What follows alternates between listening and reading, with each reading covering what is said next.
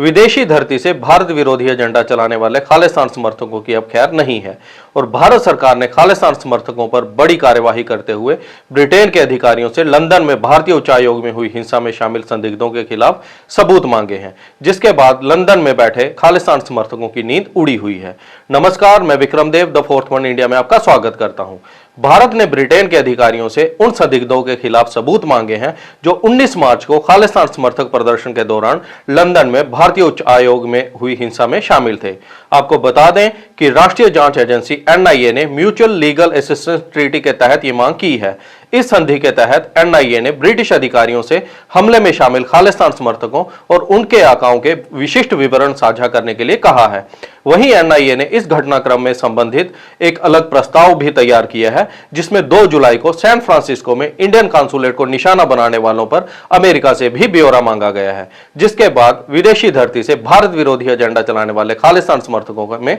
डर का माहौल है। मीडिया रिपोर्ट के अनुसार भारत सरकार के केंद्रीय गृह मंत्रालय ने कहा है कि ब्रिटेन का दौरा करने और कई सबूत इकट्ठा करने के बाद NIA के हाथ 19 मार्च की हिंसा के बारे में कुछ महत्वपूर्ण सुराग लगे हैं और इस मामले से संबंधित अधिक जानकारी प्राप्त करने के लिए म्यूचुअल लीगल असिस्टेंस ट्रीटी के तहत 24 पन्नों का एक सेट ब्रिटेन के अधिकारियों को भेजा गया है, जिसमें विरोध प्रदर्शनों के आयोजकों के बारे में विस्तार से पूछा गया है। आपको बता दें कि म्यूचुअल लीगल असिस्टेंस ट्रीटी के तहत कोई भी देश किसी आरोपी के खिलाफ सबूत इकट्ठा करने के लिए किसी भी दूसरे देश से संपर्क कर सकता है। अब बात करते हैं इस मामले में पाकिस्तान की खुफिया एजेंसी ISI की भूमिका पर। इसी साल अप्रैल में केंद्रीय गृह मंत्रालय ने राष्ट्रीय जांच एजेंसी को लंदन में हुए विरोध प्रदर्शन के संबंध में एक नया मामला दर्ज करने का निर्देश दिया था, क्योंकि 19 मार्च को खालिस्तान समर्थक प्रदर्शन के दौरान लंदन में भारतीय उच्चायोग में हुई हिंसा की प्रारंभिक जांच में पाकिस्तान की खुफिया एजेंसी ISI की भूमिका और उससे जुड़े आतंकियों के लिंक सामने आए थे।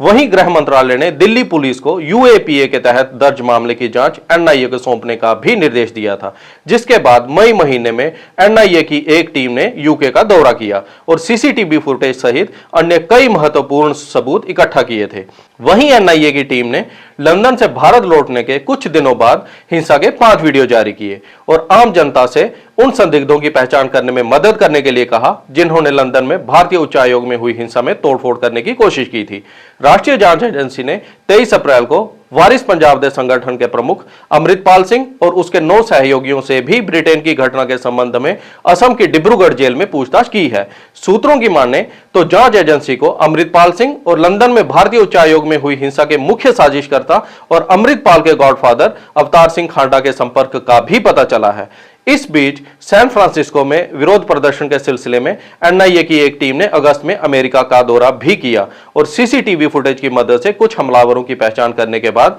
उनके खिलाफ लुकआउट सर्कुलर जारी किया है और म्यूचुअल लीगल असिस्टेंस ट्रीटी के तहत प्रश्न भी तैयार किए जा रहे हैं। भारत सरकार के कड़े रुख से विदेशी धरती से भारत विरोधी एजेंडा चलाने वाले और विदेशों में पनाह लिए हुए खालिस्तानी आतंकी और खूंखार गैंगस्टर्स को अब अपने प्रत्यर्पण का डर सताने लगा है। भारत सरकार की इस कार्यवाही से क्या भारत विरोधी एजेंडा चलाने वालों पर लगाम लगेगी? इस पर आप भी अपनी राय कमेंट बॉक्स में जरूर दें और देश दुनिया की खबरों के लिए द फोर्थ वन इंडिया को सब्सक्राइब करना मत भूलिएगा। धन्यवाद।